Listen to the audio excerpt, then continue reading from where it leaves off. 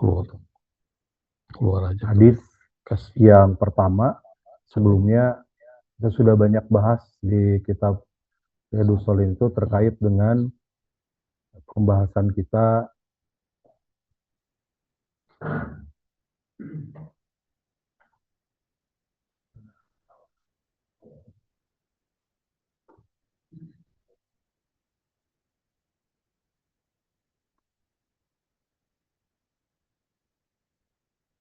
ini masih new ininya, masih new laptopnya, jadi saya belum familiar, belum bisa share screen ininya.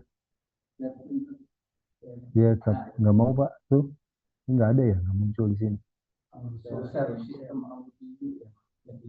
Oh ini untuk share. Nah, ini kalau mau pakai audio, nah di sininya nggak muncul. Yang hijau mana Pak? Ya, ini ya udah. Kan share ini nih. Nah harusnya keluar ininya nih. Ya kalau ini nggak keluar ke Zoom, nggak apa-apa lah, yang di Zoom nyimak aja. Baik, pembahasan kita di sini kalau urutan hadis, urutan list nomor 1 ya. An Abi Darin Jundib bin Junadah ya. Kenal dengan Abu Dzar Junub bin Junadah, seorang sahabat yang sebenarnya tidak terlalu banyak meriwayatkan hadis seperti sahabat lain, tapi hadis ini menjadi sangat penting karena banyak dikutip, banyak diambil oleh para ulama, termasuk sangat masyhur karena ada di rangkaian hadis Arba'in An-Nawawiyah ya. Jadi kalau kita membaca hadis Arba'in An-Nawawiyah atau 40 hadis yang dikumpulkan oleh Imam An-Nawawi, itu ada hadis ini yang menjadi panduan kita di dalam kehidupan kita. Nasihat Rasulullah yang sangat singkat, tapi 3 poin penting untuk kita bisa selamat dalam hidup ini. Ya. An Abi Darin Jundib bin Junadah wa Abi Abdurrahman Mu'adz bin Jabal. Diriwayatkan 2 orang oleh Abu Dzar Junub bin Junadah dan juga Mu'adz bin Jabal. Abdurrahman Mu'adz bin Jabal. Nama lengkapnya Abdurrahman Mu'adz bin Jabal. Kalau kita lebih mengenal sahabat Mu'adz bin Jabal ya. Radhiyallahu anhuma, semoga Allah meridhai keduanya.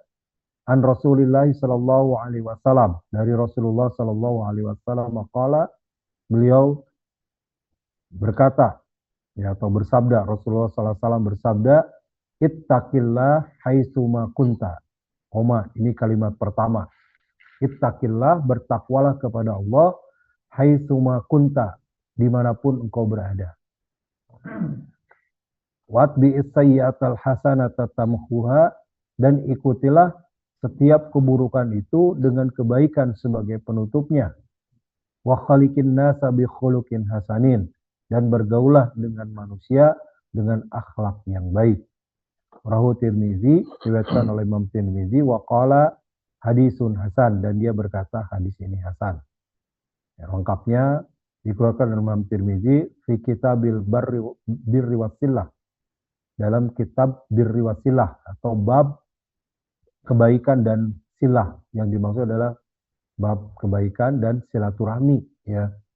Bab maja'a fi mu'asyaratin nas, dalam bab tentang ya, jadi kalau di kitab-kitab biasanya bab itu disebut dengan kalimat kitab, kalau bab itu subbab ya. Dalam subbab maja'a fi ma'asyiratin nas, fi mu'asyiratin nas ya.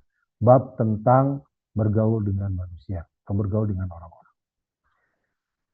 Asyarhu, penjelasan. Hadal hadis min ahadisil arba'in an-nawawiyah lil muallif rahimahullah. Ini hadis dimuat dalam hadis arba'in an-nawawiyah rahimahullah lil muallif, sebagai penyusunnya. Jadi kalau membahas kitab arba'in, ini pasti ada hadis ini, salah satu hadisnya ya, yang dikumpulkan oleh Imam An-Nawawi. Wa fihi anna Nabi sallallahu alaihi wasallam ausa bi salasatil wasaya 'azimah, dan dalam hadis ini Rasulullah sallallahu alaihi wasallam memberikan 3 nasihat yang agung. Ya, jadi 3 nasihatnya di sini Yang pertama adalah ittaqillah haitsu ma kunta.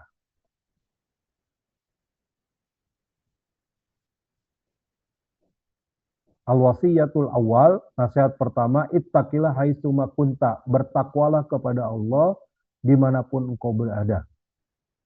Wattaqullah hiya ijtinabul maharim wa fi'lul awamir. Yang dimaksud takwa adalah kita ijtinabul maharim, menjauhi apa yang diharamkan, wa fi'lul awamir, dan melaksanakan segala yang diperintahkan. Hadiyat takwa, itulah takwa. Antaf'ala ma amarakallahu bihi ikhlasan lillah. Ketika engkau melaksanakan apa yang diperintahkan Allah kepadamu dengan ikhlas karena Allah. Itu takwa ya. Ini definisi ini sering kita dengar. Ya, takwa. Dan ketika khotib Jumat misalkan memberikan nasihat takwa, lalu menyampaikan ittaqullah haqqa tuqatih wa la tamutunna illa wa antum muslimun. Itu sebenarnya surat Ali Imran ya. Di ayat 102. Maka sering juga mengambil kata takwa ini dari definisi yang disampaikan oleh para ulama. Tepatnya definisi ini juga diambil dari riwayat ini ya. Yang ketika Umar bin Khattab ditanya tentang takwa. Mat taqi, apa takwa itu, kata Umar bin Khattab? Seperti engkau berjalan di rumputan yang penuh duri. Apa yang engkau lakukan? Maka saya akan melakukan dengan hati-hati. Kenapa? Khawatir menginjak duri. Kata Umar, dzalika taqwa, itulah takwa. Ya, kemudian para ulama, jadi definisi imtisalu awamiri wajtinabu nawahi itu bukan dari hadis, tapi kesimpulan para ulama bahwa takwa itu dua. Ya, imtisalu awamir, melaksanakan perintah Allah, wajtinabu nawahi, menjauhi segala yang dilarang. Kalau di sini kalimatnya adalah ijtinabul al-maharim wa fi'lul awamir, melaksanakan, menjauhi yang dilarang dan melaksanakan yang diperintah. Jadi prinsipnya sama ya. Takwa itu berarti bisa dibalik, menjauhi yang dilarang, melaksanakan yang diperintah, atau melaksanakan perintah dan menjauhi larangan. Ya, intinya sama. Taf'ala ma'arqallahu bi ikhlasan lillah. Ya, kemudian bentuknya bagaimana engkau melaksanakan apa yang diperintahkan Allah kepadamu dengan ikhlas karena Allah. Itu ciri yang bertakwa. Wattiba'an di Rasulillah, dan mengikuti contoh dari Rasulullah. Jadi nggak dikatakan takwa kalau melaksanakan perintah Allah tapi tidak sesuai contoh Rasulullah ya. Wa antat roka manahallahu anhu imtisalan linahillah, dan meninggalkan apa yang dilarang oleh Allah karena mengikuti larangan Allah. Jadi yang dilarang oleh Allah ditinggalkan ya, menyambut dari larangan Allah. Artinya antat roka manahallah, menjauhi apa yang dilarang oleh Allah Azza wa Jalla. Wa tanazzuha an maharimillah. Wa tanazzuha, ya, kemudian menjauh dari apa yang diharamkan oleh Allah. Fataqumu bima aujaballahu 'alaika fi a'dhami arkanil Islam. Lalu engkau mendirikan apa yang diwajibkan Allah kepadamu fi a'dhami arkanil Islam ba'da syahadatain wa hiya salat, yaitu dengan melaksanakan rukun Islam yang terbesar setelah syahadatain, yaitu salat. Ini menguatkan bahwa salat adalah amal yang utama, amal yang paling utama, yang pertama yang kelak akan dihisab oleh Allah, ya, akan pertama kali dihisab bagi kita di hadapan Allah nanti adalah salat. Disebut a'dhamu arkan, ya, rukun yang paling utama setelah syahadat. Fata'ti bihaka milatan bisyurutiha wa arkaniha wa wajibatuha wa takmiluha bil mukmalat ya.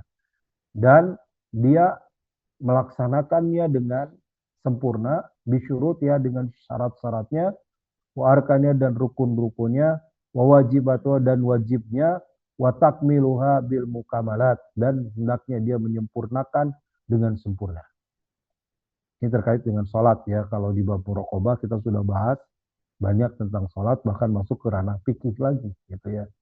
Ini takwa itu diwujudkan tidak cukup dengan keyakinan dalam hati, tapi dengan melaksanakan perintah Allah. Dan perintah yang utama adalah melaksanakan sholat dengan sempurna.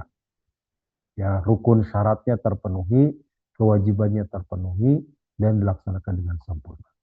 Faman akhala bisya'in min syurutis shalah aw wajibatiha aw arkaniha fa innaha lam yattaqillah. Maka siapa yang akhala bisya'in, akhala itu artinya kosong ya. Kosong dari sesuatu min syurutis shalah, maksudnya tidak memenuhi syarat-syaratnya atau kewajibannya atau rukunnya, fa innahu lam yattaqillah, maka dia tidak bertakwa kepada Allah. Jadi melaksanakan sholatnya dengan rukun dan syarat. Itu artinya tadi bahwa selain ma amarakallahu bihi, antaf'ala ma amarakallahu bihi wa lillah, harus ittiba'an li Rasulillah. Takwa itu selain bertekad dan melaksanakan segala perintah Allah, tapi juga harus mengikuti contoh Rasulullah SAW. Rukun dan syarat itu ada pada contoh Rasul. Ya, bukan pada perintah Allah. Kalau perintahnya salat, perintah aqimus salat, tuqimus salat. Tapi bagaimana cara salat, apa rukun dan syaratnya, itu yang dicontohkan oleh Rasulullah SAW. Jadi tidak termasuk takwa kalau tidak melengkapi salatnya itu dengan memenuhi rukun dan syaratnya. Bal naqasa min taqwahu biqadri ma taraka ma amara bi fi sholati. Maka dia termasuk yang kurang dari ketakwaannya, dari ukuran takwanya ketika meninggalkan apa yang Allah perintahkan dalam sholat. Wafi zakat, dalam zakat, at-taqwallah fiha antuh so jami'a umul amwalika allati fiha zakat. Ya, dalam urusan zakat misalkan, gitu ya, orang takwa itu adalah dia yang atuhsiya jami'a amwalika allati fiha zakat.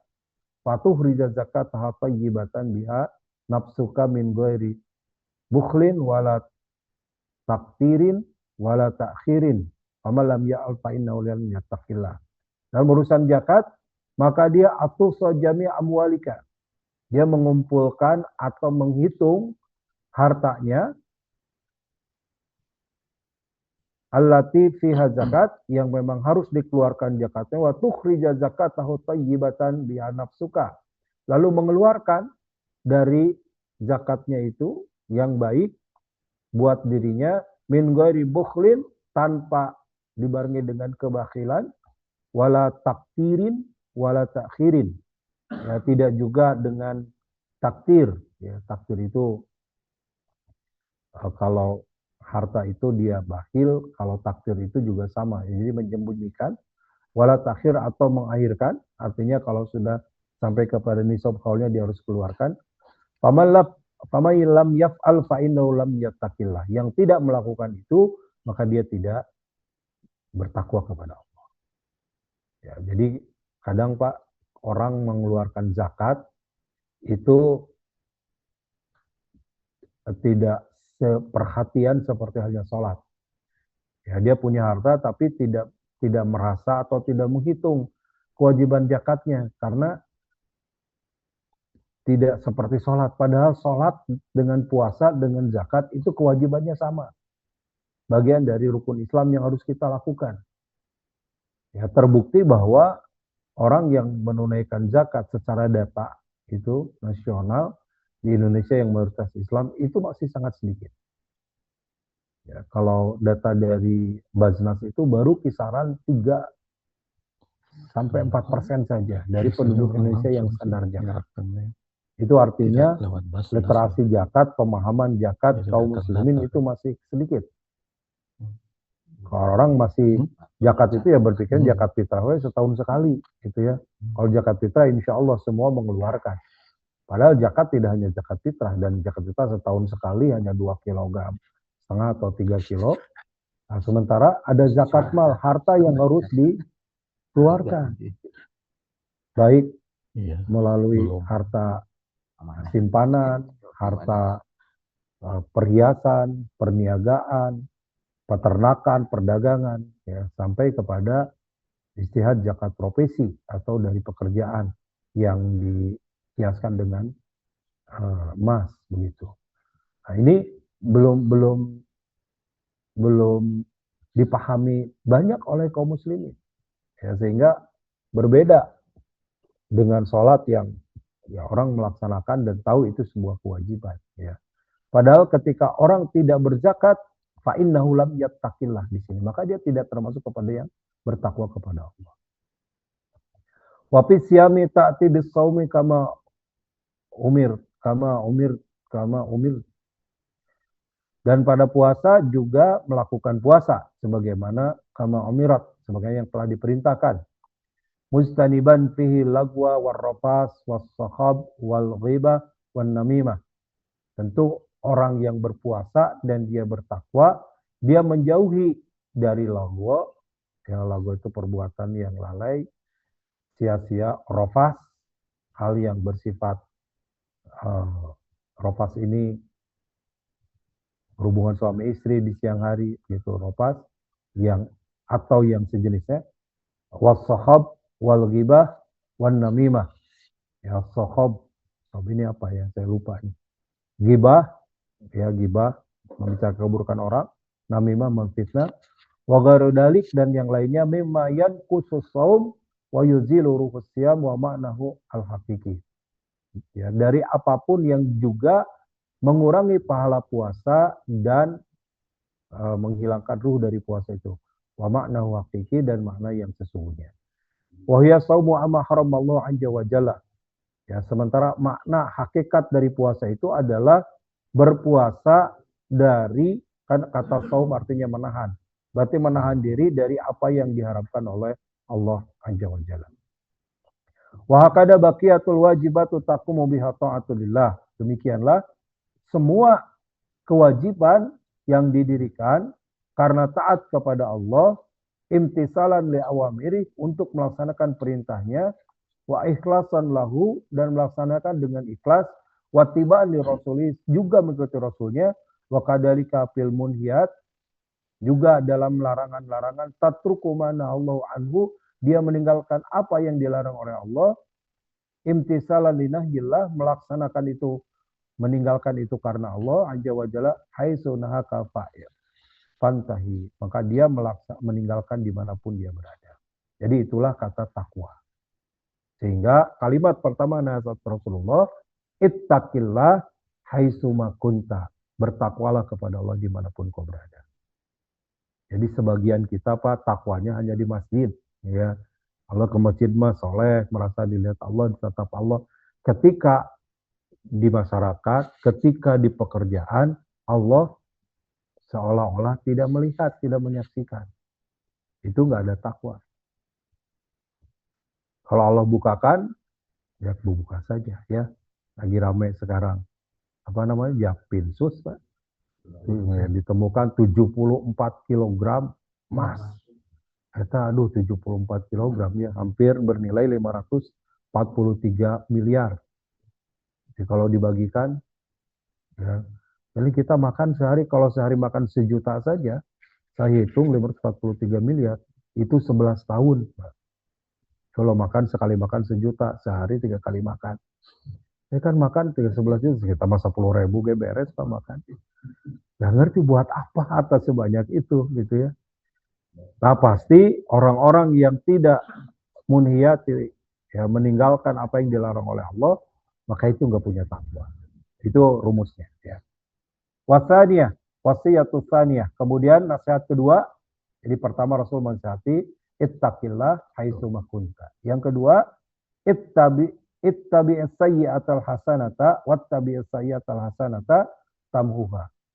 Ikutilah keburukan itu dengan kebaikan sebagai penutupnya. Kita itu tidak lepas dari berbuat salah dan dosa. Jadi ada istilah, ya, al-insanu makhlul khoto wa nisyan. Ini bukan hadis, tapi ungkapan pepatah Arab. Manusia itu tempatnya salah dan lupa. Dalam pepatah lain disebutkan al-insanu hayawanun natiq. Manusia itu hewan yang berakal, katanya. Ya. Karena dari sisi makhluk, kita dengan hewan sebagai makhluk Allah sama, nggak ada bedanya. Ya. Apa bedanya manusia dengan kambing? Sama-sama, Pak. Sama-sama makan kalau lapar, minum kalau haus, berteduh kalau kehujanan, kepanasan, sama. Bedanya kita diberi akal, binatang tidak. Sehingga kalau binatang, karena dia nggak punya akal, dia mau makan, makan apa saja, nggak pernah izin. Lihat kebun siapa aja, nggak pernah izin dia kebun punya siapa. Tapi karena manusia diberi akal, dia nggak berani atau tidak mau, dia berpikir akal ini bukan punya saya jangan ambil. Nah, tapi ketika akalnya ditutup oleh hawa nafsunya, maka dia ngambil yang bukan haknya. Nah, karena kita tidak pernah lepas atau tidak bisa jauh, tidak pernah, tidak ada yang steril dari berbuat kesalahan, ya, tidak ada yang bersih dari berbuat kesalahan, maka Rasul memerintahkan untuk mengikuti. Maksudnya itu setelah melakukan keburukan itu, kita melakukan kebaikan untuk menutupinya. Ya, bukan berarti melegitimasi, membolehkan berbuat kebaikan sama keburukan dengan sengaja. Ya, korupsi nanti setelah korupsi sedekah, gitu ya. Nah, itu kan berarti kalau kalimat secara bahasa ittabi'i sayyi'atal hasanata. Dia mengikuti setelah keburukan kebaikan.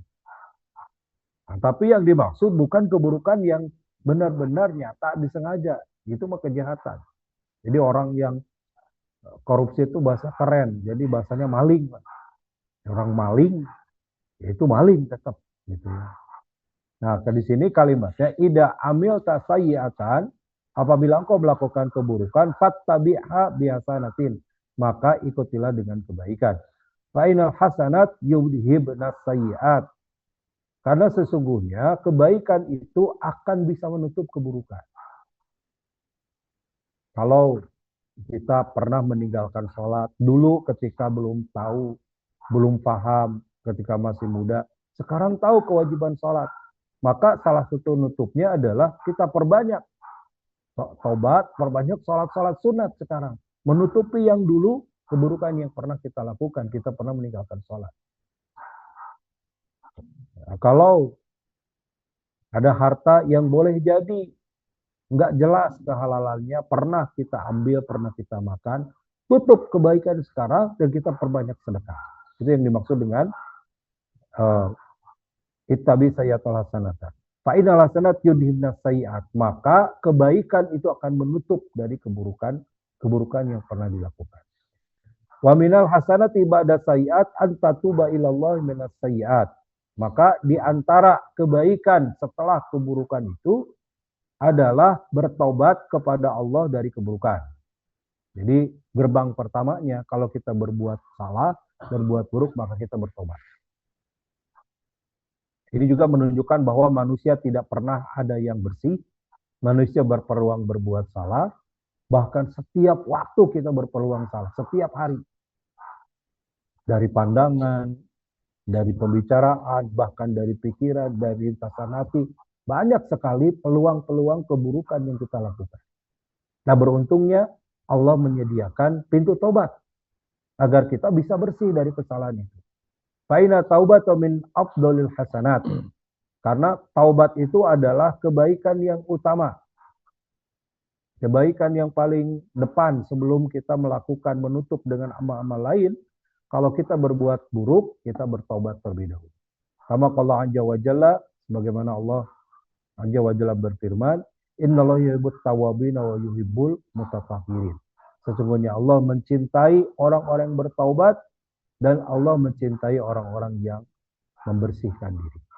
Ini makna mutatahhirin juga dua, maka menjadi doa, gitu kan, ketika kita sudah wudu, kita berdoa selain syahadat asyhadu an la ilaha illallah wa asyhadu anna muhammadar rasulullah, kita berdoa ya kepada Allah agar kita minta menjadi orang-orang yang bertobat dan menjadi orang-orang yang membersihkan diri. Mutatahhirin itu dua, bersih secara fisik, makanya kita berwudu, mandi, kita mengikuti sunnah Rasul berbersih. Tapi juga yang dimaksud mutatahhirin, kita berharap kita bersih dari dosa dengan bertaubat. Ya. Wa qala Allahu ta'ala, dan Allah juga berfirman, wa tubu ilallahi jami'an ayyuhal mu'minun la'allakum tuflihun, dan taubatlah kalian semua wahai orang-orang beriman agar kalian mendapatkan keuntungan, mendapatkan kesuksesan. Sukses bagi seorang muslim adalah masuk surga.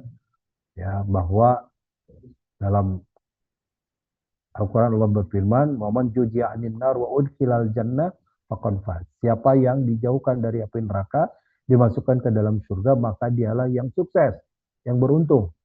Jadi belum dikatakan sukses di dunia ini, bahkan tidak sukses. Dia punya jabatan tinggi, dia punya hartanya.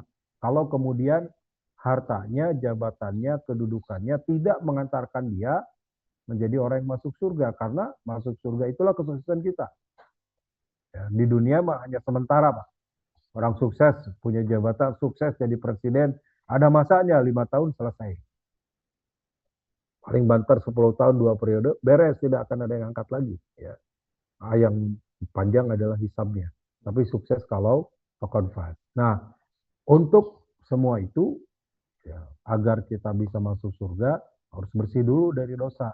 Untuk membersihkan itu, Allah memerintahkan dengan bertobat. Wa tubu ilallahi jami'an ayyuhal mu'minuna la'allakum tuflihun. An-Nur ayat 31. Wa kadzalika a'malus shalihat tukaffirus sayyi'at. Demikian juga, jadi selain taubat, apa yang bisa menutupi keburukan itu adalah al-a'malus shalihah. Amal-amal saleh. Amal-amal saleh tukaffirus sayyi'at. Dia akan menutupi segala keburukan. Kama qala Nabi alaihi salatu wassalam, sebagaimana Nabi sallallahu alaihi wasallam bersabda, as-salawatul khamsu wal jumu'atu ilal jum'ah wa ramadan ila ramadan mukaffiratun ma bainahunna idajtanabal kabair. Ini hadisnya masyhur ya. As-salawatul khamsu, salat yang 5. Jadi salat 5 waktu itu penghapus dosa. Ya, dan beruntung kita, Pak, punya salat 5 waktu dan melaksanakan. Kita tadi salat subuh, dari subuh sampai duhur, kemungkinan kita berbuat salah, berbuat dosa, berbuat keburukan. Nanti salat duhur, dosa yang kita lakukan rentan antara subuh dan duhur ini dihapus. Setelah duhur, kita beraktivitas lagi, bekerja, bertetangga, berumah tangga, ada dosa lagi. Kita salat asar dibersihkan lagi. Tapi Rasul mengatakan, bagaimana kalau seorang yang punya kolam di belakangnya, lalu dia berbersih setiap hari 5 kali, kata para sahabat, pasti bersih. Nah, itulah sholat 5 waktu. Dia akan menjadi mukaffiratun, penutup segala kesalahan atau dosa. Wal jum'atu ilal jum'ah, dari Jumat ke Jumat. Jumat ke Jumat, Jumat itu menghapuskan dosa. Jadi kalau kita punya dosa dari Jumat yang lalu, hari ini hari Jumat, kita sholat Jumat juga, beramal di hari Jumat, maka dihapus dosa kita satu pekan ini. Jumat ilal Jum'ah. Wa Ramadan ila Ramadan, dari Ramadan ke Ramadan, menghapus dosa setahun. Mukaffiratun ma bainahunna, menghapus di antara keduanya, antara salat dan salat, antara Jumat dan Jumat, antara Ramadan dengan Ramadan, idajtanabat kabair, sepanjang dia menjauhi dosa besar. Nah, jadi yang dimaksud menghapus ini, yang otomatis terhapus baru dosa kecil. Kalau dosa besar, tentu harus taubatan nasuha terlebih dahulu. Wa qala dalam riwayat al-umratu ilal umrah mukaffiratun lima bainahuma. Antara umrah satu dengan umrah yang lain, menghapus di antara keduanya. Nah, jadi kalau sanggup dan ada, Pak, umrah sesering mungkin ya. Ada yang umrah aja terus. Ngapain ngabisin uang? Menghapus dosa. Dan diperintahkan oleh Rasulullah ya. Ada sahabat itu yang pernah umroh setahun sampai 60 kali. Dan dia merasa betapa dengan umroh itu yang menghapus dosa ya. Nah, kita karena jauh lumayan biaya, tenaga pikiran gitu ya. Nah, tapi kalau bisa sering ada biayanya, itu perintah Allah. Fal hasanatu yudhibnas sayyi'at, dan semua kebaikan itu akan menutup akan menghilangkan keburukan. Yang terakhir, yang ketiga, wasiatus salisa, wasiat yang ketiga, wa khaliqin nas bi khuluqin hasanin, dan bergaulah dengan manusia dengan pergaulan yang baik. Wal wasiatul ulatani fi muamalatil khaliq. Wasiat yang dua, yang pertama dan kedua adalah kaitan dengan hubungan kita dengan Allah. Wasalisu fi muamalatil khalqi. Ya. Sementara yang ketiga adalah terkait dengan hubungan dengan sesama manusia. Ya, muamalatil khalqi. Antu'amiluhum bi khuluqin hasanin tuhmadu alaihi wa la tudammu fihi.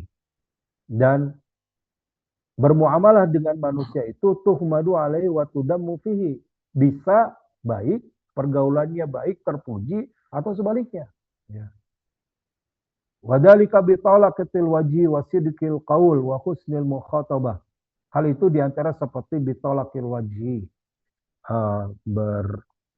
bertatap muka, ya, bertemu, bagaimana Rasulullah itu mengajarkan kalau ketemu dengan sahabat, sahabat itu bahagia baru ketemu saja dengan Rasul, melihat wajah Rasul. Ya. Ada juga orang ketika ketemu baru lihat wajahnya saja udah sebel, Pak. Itu bitolakatil waji, ya. Wasidqil qaul, ya, akhlak yang baik itu juga adalah bisidqil qaul, berkata yang baik, yang benar, berkata yang jujur.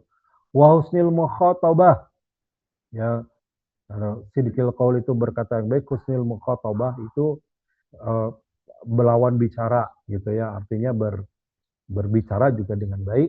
Wa ghair dalika min akhlaqil hasanah, dan yang lainnya dari akhlak yang baik.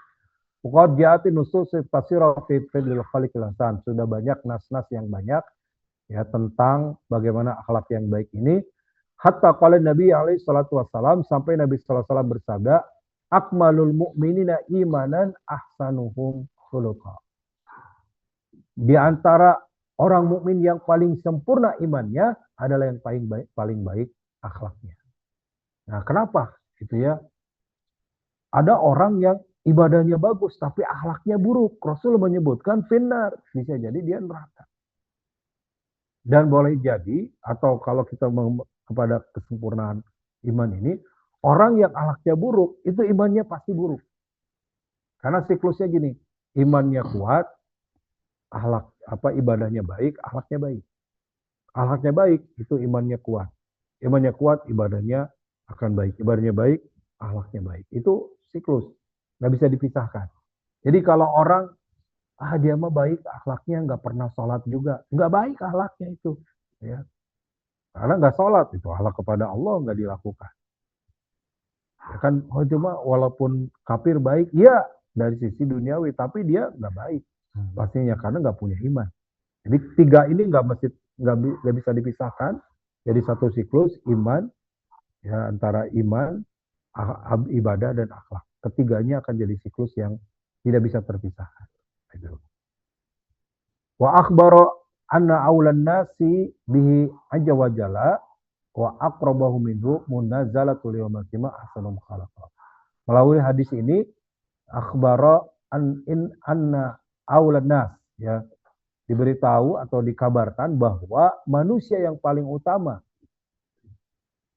menurut Rasulullah SAW, wa aqrabahu minhu, dan orang yang paling dekat dengannya, nanti orang-orang yang bisa bersama dengan Rasulullah, munazzalatun yaumal qiyamah, kedudukannya di hari kiamat nanti, ahsanuhum akhlaqan, orang yang paling baik akhlaknya. Ini penting, Pak, kita belajar akhlak karena ini bagian dari kehidupan kita. Terakhir, fal akhlaqul hasanah ma'a kauniha maslakan hasanan fit mujtami'in wa yakunu sahibuha mahbuban ilan nas. Dan akhlak yang baik itu ma'a kaunuha maslakan hasanan, disertai dengan pergaulannya yang baik. Fi mujtama wa yakunu sahibul mahbuban, dalam kehidupan masyarakat, dan juga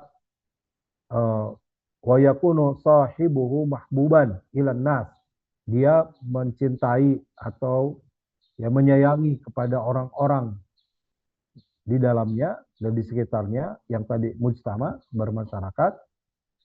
Fiha ajrun adim yanaluhul insanu yaumal qiyamah. Dia akan menjadi pahala yang baik, pahala yang besar yang dia akan dapatkan di hari kiamat nanti. Jadi ketika kita berakhlak baik sesungguhnya bukan buat orang lain, tapi itu adalah amal soleh kita yang pahalanya akan kita peroleh di hari kiamat. Fafid hadihil wasayat salasah, ya penutup, maka jagalah 3 nasihat Rasulullah ini. Ittaqillah haitsuma kunta, bertakwalah kepada Allah dimanapun kau berada. Wa'atbi sayyi'atal hasanatan minha, lakukanlah kebaikan sebagai penutup dari keburukan. Wa khaliqin nas bi khuluqin hasanin, dan bergaulah manusia dengan akhlak yang baik. Wallahul muwafiq, Allah yang maha mengetahui semuanya. Wallahu alam, demikian Pak. Curug sekarang jam 10, 6 pas ya, berarti kita tambah 10 menit atau maksimal 15 menit. Silakan kalau ada tanya jawab, baik yang di Zoom maupun yang Mangga, Bapak-bapak. Siap, mangga Pak. Assalamualaikum warahmatullahi wabarakatuh. Waalaikumsalam. Satu terkait dengan zakat, yang kedua terkait dengan mana jalan antara ilmu dan adat. Ya. Jadi yang terkait dengan zakat, yang tadi yang dijelasin masalah di Basnas itu oleh kita persentasenya lebih kecil dibandingkan dengan macam.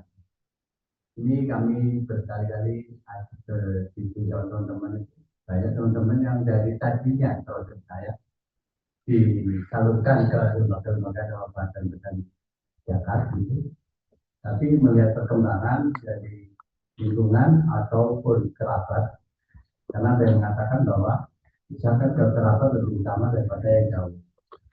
Nah, makanya di Jakarta itu dialihkan ke kerabatnya, dan tadinya dari keberadaan bahkan dari dialihkan ke kerabat. Cuma yang jadi pertanyaan kita, ini kadang-kadang ini apakah kerabat ini pantas atau tidak dirakasi? Kalau pertimbangan kita kadang-kadang kan subjektivitasnya tinggi. Contohnya gini, itu ada penghasilan, tapi penghasilannya itu kalau digunakan untuk sehari-hari untuk makan aja, tapi untuk kepentingan katakanlah contohnya untuk anak, untuk kurang. Jadi jangan dikatakan kekerasan kita dengan alasan begitu ya. Baik. Yang kedua terkait dengan ilmu atau sekarang ini kami amati dalam kehidupan sehari-hari. Ada beberapa orang itu atau banyak tidak banyak ya, banyak oknum dalam bidang itu berilmu tinggi. Tapi cara penyampaian ke lingkungan atau ke orang lain itu dari segi ada ketimuran kurang benar. Jadi orang yang dikasih pencerahan itu jadi seolah-olah resisten. Ya. Baik. Waalaikumsalam. Pertama terkait dengan zakat ya. Jadi bolehkah zakat kepada atau menyalurkan langsung? Mungkin kepada tetangga, kepada saudara dan seterusnya. Secara hukum boleh Pak. Walaupun untuk zakat itu lebih utama melalui lembaga zakat. Apakah UPZ itu unit pengumpul zakat seperti masjid, atau lembaga amil zakat. Secara di negeri kita diatur ada yang tingkatnya laz kota kabupaten, ada laz provinsi, ada laznas, yaitu karena dihitung berapa penghimpunan dan berapa penerima manfaat, ada aturannya begitu.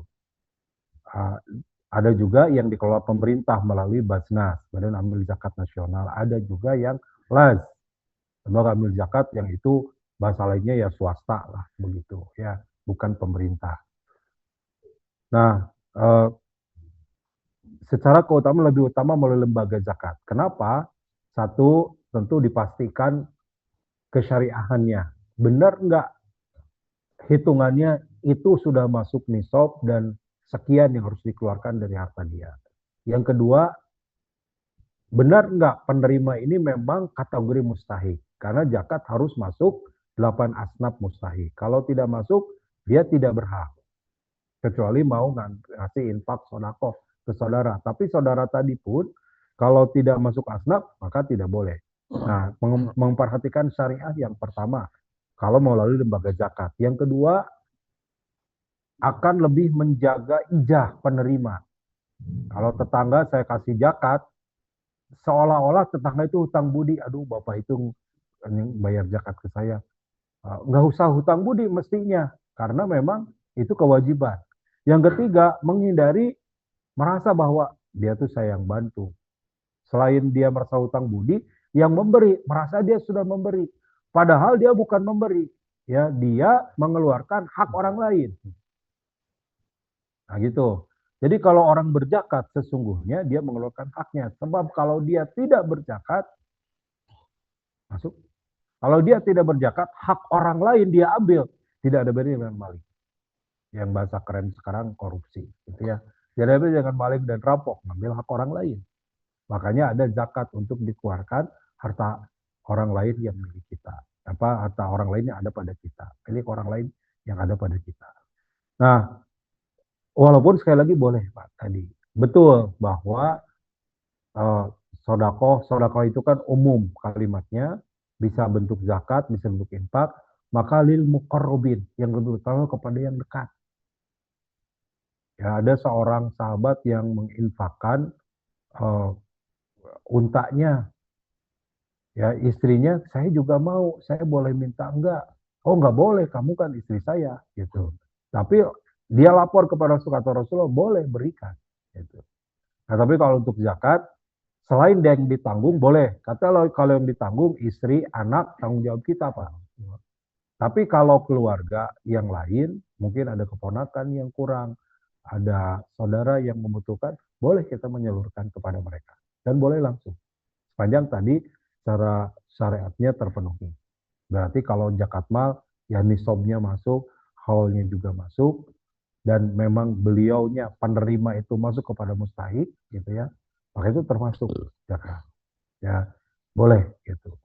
Nah, kategorinya fakir, miskin, dan seterusnya, gitu ya. Kalau kategori minimal miskin, dan kalau fakir, Bapak bedanya fakir dengan miskin.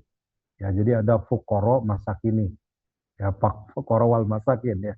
Fakir itu yang dia tidak punya pekerjaan dan tidak punya uang, tidak punya harta.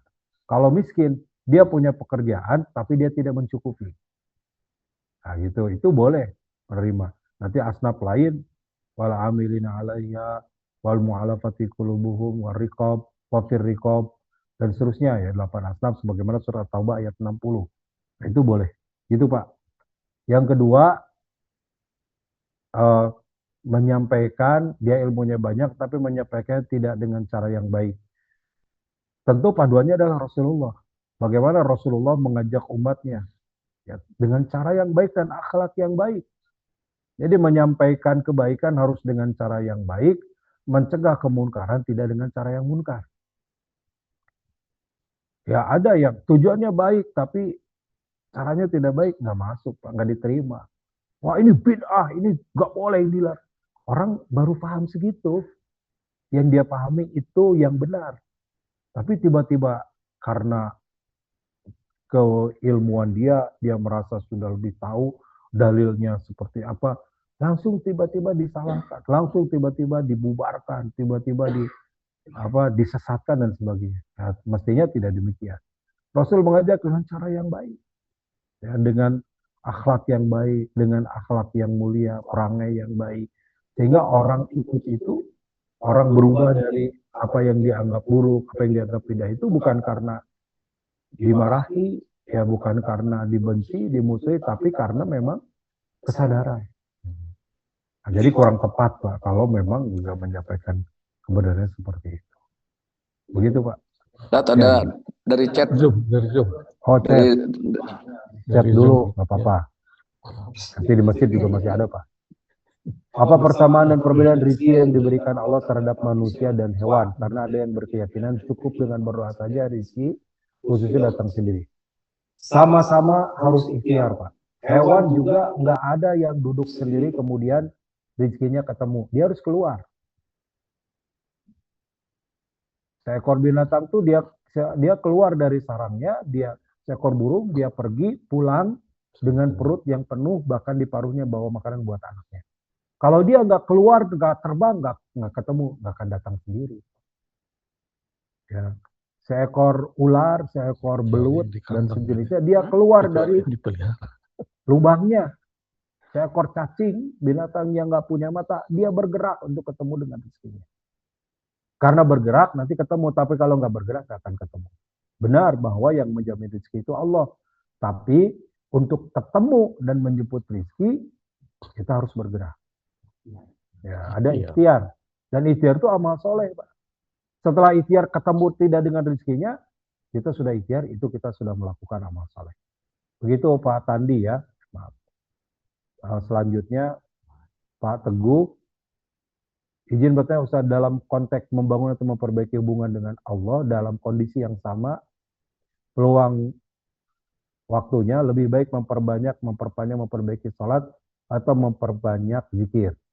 Zikir dan sholat itu sama. As-sholat di mana az-zikri. Sholat itu adalah zikir. Ya. Sebutannya. Jadi keduanya. Tapi kalau kita melihat apa amal utama, bahwa afdalul amal, itu Rasul menyebutkan as-sholat. Nah, berarti perbaiki dulu sholatnya. Ya, dan sholat itu banyak sekali ketentuannya dibanding zikir. Zikir itu bisa banyak, bisa waktunya tak terbatas. Caranya bisa juga banyak. Ya, yadkuruna wa qiyama wa qu'udan wal junubihim. Berdiri, duduk, berbaring. Tapi sholat, mulai takbir sampai salam ditentukan gerakannya, ditentukan bacaannya, ditentukan waktunya. Jadi kalau bicara skala prioritas, ya sholat dulu. Kalau sholat lebih sudah baik, insya Allah zikirnya, sodakohnya, amal yang lainnya, insya Allah akan ikut baik. Terakhir, Bang Pak. Terakhir, Ya, masih ada. Singkat aja Pak. Ya, Pak Dendi. Ya, menambahkan pertanyaan yang Pak lagi tadi Pak mengenai zakat ke saudara itu ya. Kalau misalnya kita punya kewajiban zakatnya itu 1 juta misalnya. Ya. Apakah harus semuanya 1 juta itu pada hari itu dihabiskan dikasih, atau misalnya saya kan kalau dikasih kan terlalu enak mungkin ya Pak, pikiran saya ya. Ya. Apakah bisa bisa bulan ini atau bulan ini, bulan depan itu bisa 200 itu bisa atau Oke. Baik. Nah, idealnya zakat itu segera. Jadi jangan sampai kita menunda. Segera yang harus menjadi kewajiban kita keluarkan. Tapi kalau itu sebagai teknis boleh. Jadi boleh juga kita keluarnya 1 juta tadi nggak ada bentuk uang. Tapi misalkan dalam bentuk modal. Kita beliin gerobak supaya dia usaha. Itu zakat. Dari dana zakat, tapi beli gerobaknya. Atau dia beliin makanan supaya dia jualan. Itu boleh. Ya. Boleh dicicil, boleh sebenarnya. Baik yang menunaikan maupun yang menerima. Misalkan begini, kalau zakat penghasilan, saya dalam setahun, penghasilan saya misalkan memasuki kepada nisab. Ya, sebutlah paling mudahnya. Sekarang nisab emas misalkan 3 juta. 3 juta kali 80, 5 gram emas. Gitu ya. Mungkin diangkat kurang lebih ya 300 jutaan sekian misalkan dalam setahun. Nah, saya akan keluarkan 2,5%-nya. Sebutlah misalkan yaitu di angka 7 juta dalam setahun. 7 juta ini boleh dicicil 12 bulan.